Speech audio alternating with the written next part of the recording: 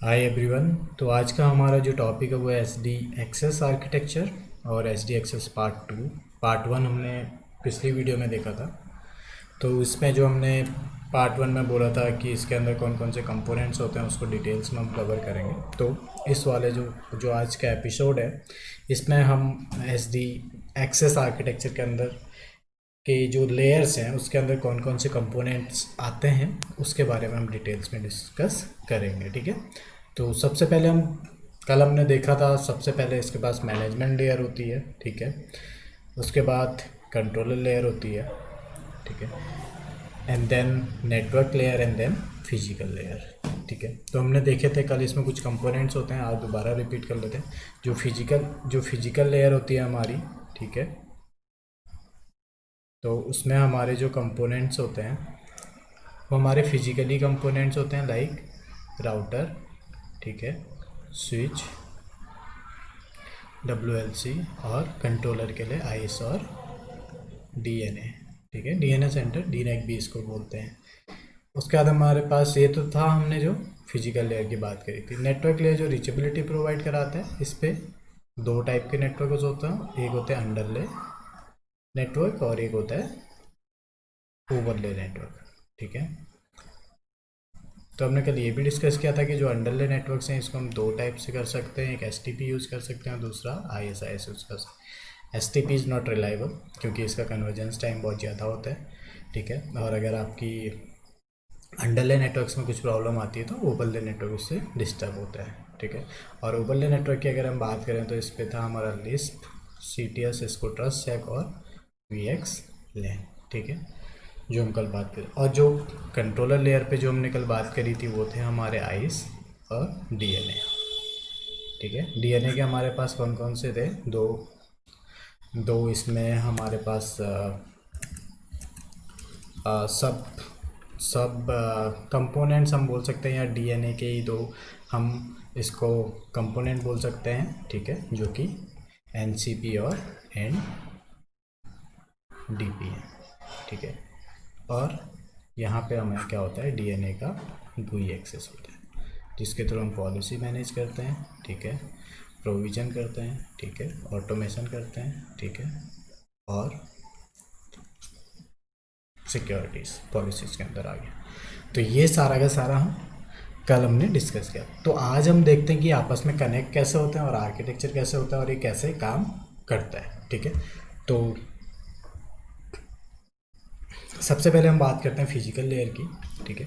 तो physical layer में जैसा हमने देखा था कि हमारे पास राउटर, स्विच, WLC, आइस और DNA। ठीक है।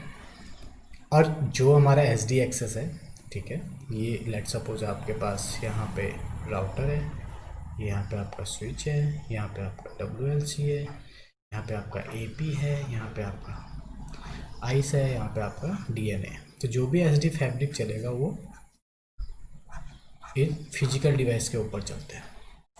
ठीक है, क्योंकि हमें चलाने के लिए मीडियम तो चाहिए, काम वही करते हैं। हमारे पास यहाँ पे कंट्रोलर्स में आइस और DNA है। बाकी आपकी कंप्लीट आर्किटेक्चर, जो भी नेटवर्क आर्किटेक्चर होता है उसमें आपके पास कंपोनेंट्स यही होते हैं। राउटर लगे होते हैं आपके ब्रांच में, आपकी ऑफिस में स्विच लगे होते हैं, WLC लगे होते हैं वायरलेस लैन के लिए, और एक्सेस पॉइंट लगे रहते हैं एंड कस्टमर को वायरलेस प्रोवाइड करने के लिए। ठीक है, सिग्नल्स और रीचेबिलिटी कराने के लिए। बस इसमें हमें एक बात ध्यान रखना होता है, जितने भी ये डिवाइसेज हैं हमारे, जैसे router, switch, wireless, WLC, AP, तो इनमें तुम्हारा ASIC सपोर्ट होना चाहिए। ASIC का फुल फॉर्म होता है ऑल स्पेसिफिक इंटीग्रेटेड सर्किट्स। ठीक है, एक ASIC होना चाहिए और दूसरा FPGA सपोर्ट होना चाहिए।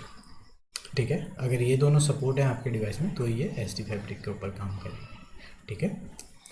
तो ये थे हमारे फिजिकल लेयर्स के कंपोनेंट्स और उनका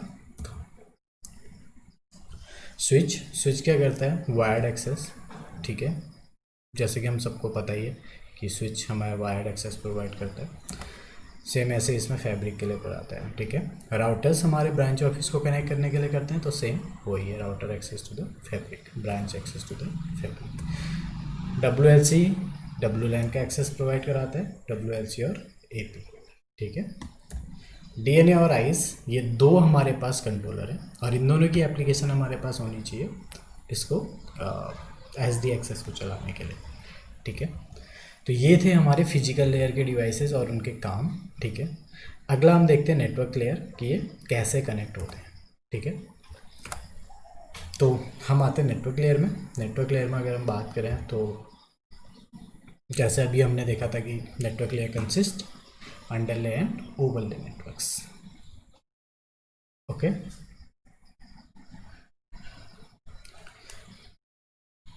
network layer consist the अंडरले and overlay network, इस लाइन को आप इग्नोर कर दो, ठीक है। उसके बाद हम बात करते हैं purpose to transfer the data between network devices to the SD access, ठीक है। अब आपके पास ये डिवाइसेस तो लगे हुए हैं, WLC लगा हुआ है, AP लगा हुआ है, राउटर लगा हुआ है, स्विच लगा हुआ है, बट ये आपस में कनेक्ट करने के लिए, इनको आपस में कनेक्टिविटी के लिए क्या चाहिए, नेटवर्क लेयर की ज़रूरत होनी चाहिए, तभी तो डेटा आपका यहाँ से यहाँ ट्रैवल करेगा, यहाँ से यहाँ करेगा, ठीक है। कैसे करेगा ये अभी हम थोड़ी देर में देखते हैं। उसके बाद अगर हम बात करें तो ये मेन नेटवर्क लेयर्स का काम है, मतलब अंडरले नेटवर्क्स और ओवरले नेटवर्क्स को प्रोवाइड कराना। तो अब हम चलते हैं और देखते हैं कि ये आपस में कैसे कनेक्ट होते हैं, ठीक है। मैं एंड नोज यहाँ पे बना देता हूँ जिसके थ्रू हम ये बोल सकते हैं कि ये आपस में कैसे कनेक्ट होते हैं, ठीक है। यस, ये मेरे पास क्लाइंट एज हो गए, ये क्लाइंट हो गया, ये क्लाइंट एंड हो गया, ये क्लाइंट एंड हो गया, ठीक है। ये मेरे पास एज, ये मेरे पास एज, और ये एज एंड ये एज, ठीक है। तो ये समझ में आ रहा होगा आपको कि ये आपस में कैसे कनेक्टेड हैं, ठीक है। यहाँ पे आप कंट्रोलर्स बना सकते हैं, तो या ये जो भी आपके गेटवेज होते हैं, ठीक है, वो आप बना सकते हैं। ये सारे आपस में कनेक्ट होते हैं लाइक दिस, और तो ये आपका इससे भी कनेक्ट हुआ, इससे कनेक्ट हुआ, इससे, ठीक है। ये आपस में कनेक्ट है। तो ये जो नेटवर्क है ना, ये तो आपके एंड मशीन्स हो गई, ठीक है। ये क्या हो गया, एंड क्लाइंट, ठीक है। और ये क्या हो गया, एज फैब्रिक, ठीक है। ये एज फैब्रिक हो गई और ये आपके कंट्रोलर्स। तो ये जो कनेक्शन है ना, ये वाला, मैं कलर चेंज कर लेता हूँ तो आपको इजी हो जाएगा अंडरस्टैंड करने में। ये जो फैब्रिक है, ये वाला जो फैब्रिक है, ये आपका अंडरले है, ठीक है। ये अंडरले फैब्रिक है, ओके। तो अंडरले फैब्रिक आपको समझ में आ गया कहाँ पर होता है और हम किसको बोलते हैं, ठीक है। ये आपका STP हो सकता है या IS, आप जो भी आप कॉन्फ़िगर करते हो वो आप कर सकते हैं, ठीक है। आपने सारे डिवाइसेस को जो फिजिकली कनेक्ट कर रखे हैं, ठीक है, उसके ऊपर जो अंडरले नेटवर्क चला रहे हैं वो आपके ऊपर डिपेंड करता है कि आप कौन सा अंडरले नेटवर्क चला रहे हैं। उसके बाद इसके ऊपर एक वर्चुअल टनल बनती है, ठीक है, जो कि VX लाइन की टनल होती है, ठीक है। लेट्स सपोज दिस, ये यहाँ से बन जाएगी, ये यहाँ से बन जाएगी, ये यहाँ से बन जाएगी, ये यहाँ से बन जाएगी। ये कौन सी टनल्स होती हैं, ये ओवरले, ये आपका ओवरले नेटवर्क है, ठीक है। तो अब आपको समझ में आ गया कि अंडरले नेटवर्क कौन सा है और ओवरले नेटवर्क्स कौन सा है। ये सारी की सारी जो है ये आपकी वर्चुअल है ना, टनल्स ऑलवेज वर्चुअल, ठीक है। तो ये था हमारा अंडरले नेटवर्क्स और ओवरले नेटवर्क्स, ठीक है। तो ये हम देख चुके हैं कि ये कनेक्ट कैसे होते हैं आपस में, और हम अंडरले नेटवर्क किसको बोलते हैं और ओवरले नेटवर्क्स हम किसको बोल रहे हैं, ठीक है। आई थिंक ये आपको क्लियर हो गया होगा कि हम अंडरले नेटवर्क किसको, अंडरले फैब्रिक किसको बोल रहे हैं और ओवरले फैब्रिक किसको बोल रहे हैं इस सारे केस में, ठीक है। ये एंड क्लाइंट्स हो गए आपके, अगर आप देखो तो आपके PC हो सकते हैं, APs हो सकते हैं, लैपटॉप हो सकती है, कुछ भी मशीन्स हो सकती हैं, एंड क्लाइंट की मशीन्स, ठीक है। ये एज फैब्रिक, जिस पे एज फैब्रिक डिवाइस हम इसको बोल सकते हैं, एज फैब्रिक डिवाइस, ठीक है, इसके थ्रू ये आपके एंड मशीन कनेक्ट होते हैं, ठीक है। और यहाँ पे ये एच फैब्रिक नोड्स होते हैं, ठीक है। इसको हम डिटेल्स में कवर करेंगे जब हम प्रैक्टिकल करेंगे, तो एक एक चीज़ को कॉन्फ़िगरेशन करेंगे, बट आई थिंक वो आपके CCNP कोर में कवर नहीं है, but yes I will try. और ओवरले नेटवर्क्स के लिए जैसे कि हमने बात कराई था कि अंडरले नेटवर्क्स में आप कौन कौन से प्रोटोकॉल रन कर सकते हैं, ठीक है, कल वाली वीडियो में। इसमें हम IS और STP के थ्रू कर सकते हैं, और ओवरले नेटवर्क्स में हम VXLAN, लिस्प एंड CTS कैसे काम करते हैं ये हम अभी देखते हैं। अगली स्लाइड में हम देखेंगे कि कंट्रोलर लेयर जो है वो इनको कैसे काम करता है। नेटवर्क लेयर फिजिकल लेयर में हमने देखा कि हमारे पास फिजिकल डिवाइसेस है, ठीक है। नेटवर्क लेयर में हमने देखा कि वो कैसे कनेक्टेड होते हैं, ठीक है। उसके बाद अब हम बात करते हैं कंट्रोलर लेयर की। Overlay network, okay, overlay network is a virtual tunnel network and virtually connect to all the network devices, जैसे कि हमने यहाँ पे डिस्कस कर चुके हैं, ठीक है, ओके। Then controller layer. अब अगर हम कंट्रोलर लेयर की बात करें तो this layer provide the management sub layer for the management layers, ठीक है। ये क्या करता है कि जो आपका मैनेजमेंट लेयर होता है ना, उस पर सिर्फ आपको GUI एक्सेस होता है, और GUI एक्सेस किसका होता है, DNA का। DNA कैसे कनेक्ट होता है, आइस, और आइस के थ्रू आप सिक्योरिटी लगा सकते हैं, NCP के थ्रू आप मैनेज कर सकते हैं, और NDP के थ्रू आप डेटा को कलेक्ट कर सकते हैं। तो ये तीनों चीज़ें अभी हम इसमें कवर करेंगे कंट्रोलर लेयर में, ठीक है। और ये आपस में कैसे कनेक्ट होते हैं ये भी हम देखेंगे, ठीक है।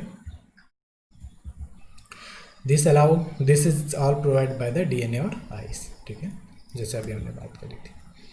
तो आई थिंक हम पहले बना लेते हैं आर्किटेक्ट, उसके बाद अगली क्या बोलते हैं इसका नाम, उसके बाद हम इसको डिटेल्स में पढ़ेंगे कि NDP क्या होता है, NCP क्या होता है।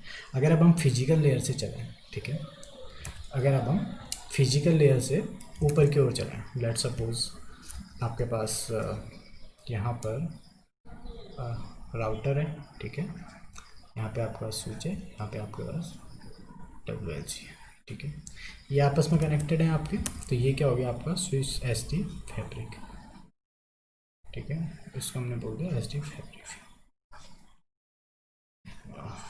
कुछ ऐसे सारी डिवाइस आपस में कनेक्ट होती हैं, ठीक है। उसके बाद अगर मैं अब बात करूं नेटवर्क लेयर की, ठीक है, सॉरी कंट्रोलर लेयर की, क्योंकि नेटवर्क तो और फिजिकल डिवाइस हमने आपस में कनेक्ट कर लिया। तो सबसे पहले यहाँ पे हमारे पास हमने बोला था जो कंट्रोलर लेयर होता है इस पर दो डिवाइसेस होती हैं, एक होती है आइस, दूसरा होता है DNA। DNA के अंदर ये हमारी सिक्योरिटी के लिए होता है, और ये किस लिए होता है आपका NCP और NDP के थ्रू डेटा को कलेक्ट और कंट्रोल करने के लिए, ठीक है। आई होप इतना आपको समझ में आ गया है, ठीक है। अब अगर हम बात करें, सबसे पहले आइस से लेके चलते हैं, ठीक है। आइस में हम गए, आइस आपका कनेक्ट होता है नेटवर्क लेयर से, ठीक है, और फिजिकल लेयर से। तो इसका काम क्या होता है, ये भी आपस में कनेक्ट होता है, ये भी आपस में कनेक्ट होते हैं, ठीक है, ये और ये भी आपस में कनेक्ट होते हैं। मैं आपको कनेक्टिविटी दिखा देता हूँ पहले। ये आपस में कनेक्ट होते हैं, ये आपस में कनेक्ट होते हैं, और ये आपस में कनेक्ट होते हैं, ठीक है।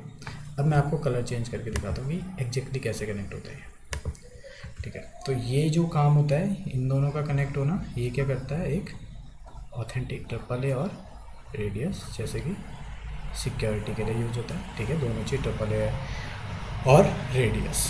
तो ये इससे कनेक्ट होता है। ये किस लिए होता है आपका रेस्ट कॉन्फ के लिए, सॉरी नेट कॉन्फ के लिए, नेट कॉन्फ और SNMP के लिए, ठीक है, SSH के लिए, ठीक है, टेलनेट के लिए, और आपका सॉरी SNMP आपका यहाँ पे होता है NDP में, ठीक है। और ये किस लिए होता है आपका HTTP से एक्सेस करने के लिए, SNMP से एक्सेस करने के लिए, नेट फ्लो कलेक्ट करने के लिए, ठीक है, डेटा कलेक्ट करने के लिए, ठीक है। इतना आपको समझ में आ गया। अब जो आपका आइस होता है, ठीक है, आइस और NCP ये आपस में API के थ्रू कनेक्ट होते हैं, ठीक है। एनसीपी और ये एपीआई के थ्रू कनेक्ट होते हैं। एनडीपी और एनसीपी एपीआई के थ्रू कनेक्ट होते हैं। एनडीपी और डीएनए एपीआई के थ्रू कनेक्ट होते हैं। और आपका आइस और डीएनए एपीआई के थ्रू कनेक्ट होते हैं। तो एपीआई का मतलब क्या हो गया? अगर आप एपीआई की बात कर रहे हैं तो ये आपका मैनेजमेंट लेयर आ गया, है ना। तो आप मैनेजमेंट में बैठ के मैनेजमेंट आपका अब क्या होगा? यहाँ पे बैठ के आप एपीआईज के थ्रू सारे डिवाइसेस को मैनेज कर रहे हैं। तो अब आपको समझ में आ गया होगा कि ये सब लेयर क्यों है मैनेजमेंट लेयर के लिए, ठीक है। आइस और डीएनए अपना काम कर रहे हैं, लेकिन आप सब लेयर में यहाँ पे बैठ के आप उसको डीएनए में क्या कर रहे हैं?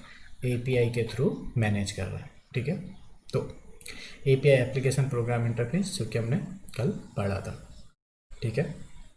तो ये था कि ये एग्जैक्टली कंट्रोल कैसे करता है पूरे नेटवर्क को, डीएनए पूरे नेटवर्क को कैसे कंट्रोल करता है, उसका एग्जाम्पल ये था, ठीक है।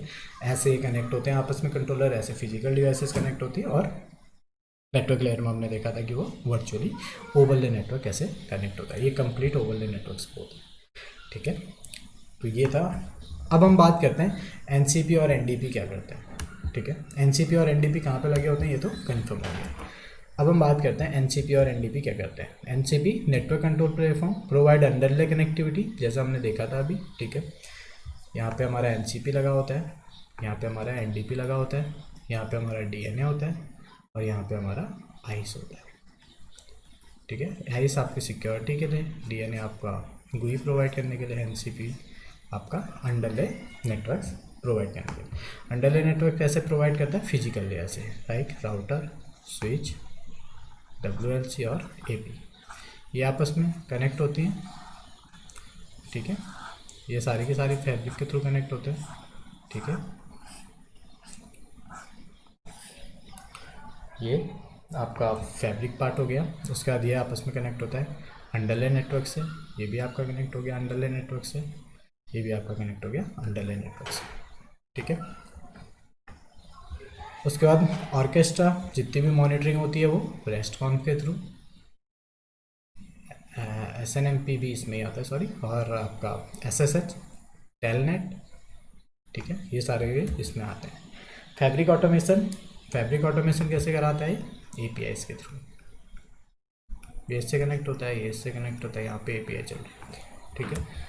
एनडीपी क्या करता है? This is data collection of analytics assurance subsystem that is directly integrate to the DNA, ठीक है। डायरेक्टली किसके थ्रू होता है? कहाँ पे होता है? डीएनए में इंटीग्रेट होता है एपीआई के थ्रू। ये क्या करता है? ये आपकी फिजिकल लेयर से डेटा कनेक्ट करता है एचटीटीपी के थ्रू और नेट फ्लो के through. I think net flow आप लोगों को पता होगा, डेटा कैसे कलेक्ट करता है नेट फ्लो, है ना। तो आप एनडीपी आपका ये काम करता है। उसके बाद ये हमने पढ़ लिया। लेट सपोज आर स्पेन भी आप यहाँ पे बोल सकते हो। अगर आप, आई थिंक आर स्पेन तो आपको पता ही होगा, रिमोटली जब हम डेटा को कलेक्ट करते हैं, ठीक है, किसी पोर्ट के एनालाइज करता है, ठीक है। तो ये था हमारा कंट्रोलर लेयर, ठीक है। कौन सी डिवाइस अप है, कौन सी डिवाइस डाउन है, सारे के सारे डीएनए को ये प्रोवाइड कराते हैं। और डीएनए क्या करता है उसके बाद? मैनेजमेंट यहाँ पे गुई प्रोवाइड कर देता है। गुई प्रोवाइड कराने के बाद आप इसको एक्सेस कर सकते हैं। एक्सेस करने के बाद आप इस पर सारे डिवाइसेस को मैनेज कर सकते हैं, ठीक है। इसको मैनेज कर सकते हैं, इसको मैनेज कर सकते हैं, इसको मैनेज कर सकते हैं। तो आप सारी डिवाइसेस को एक साथ मैनेज कर सकते हैं, ठीक है। अब हम बात करते हैं आइस की। आइस क्या करता है? आइस कुछ नहीं, आपको सिक्योरिटी प्रोवाइड करता है अपने वायर्ड और वायरलेस दोनों लाइन पे, ठीक है। और हर डिवाइस की एक आइडेंटिटी कराता है। आप आइस के थ्रू अगर अपने नेटवर्क को मैनेज करते हैं तो आप अगर कोई भी स्विच, कोई भी पोर्ट, कोई भी सिस्टम, कोई भी एंड मशीन अगर आप अपने स्विच पे कनेक्ट करते हैं तो वो आइस से ऑथेंटिकेट होनी चाहिए। तो ये क्या करता है? वेब ऑथेंटिकेशन प्रोवाइड कराता है, AAA कराता है, ठीक है, रेडियस कराता है। तो ये जितना सिक्योरिटी वाला काम है वो सारे का सारा आइस के थ्रू हम करते हैं, ठीक है। आइस, इस सीरीज़ के बाद आइस की एक सीरीज़ मैं बनाऊंगा, क्योंकि आइस अभी बहुत सारे नेटवर्क्स में यूज होता है आइस, ठीक है। मोस्टली 70 to 80% आइस का यूज करती है, ठीक है, फॉर द सिक्योरिटी। तो ये था हमारा पूरा का पूरा आर्किटेक्चर, ठीक है। सो thank you so much guys to pay attention, and if you like this then please subscribe, share and keep watching. Thank you so much. मिलते हैं नई वीडियो में, क्वालिटी ऑफ सर्विस।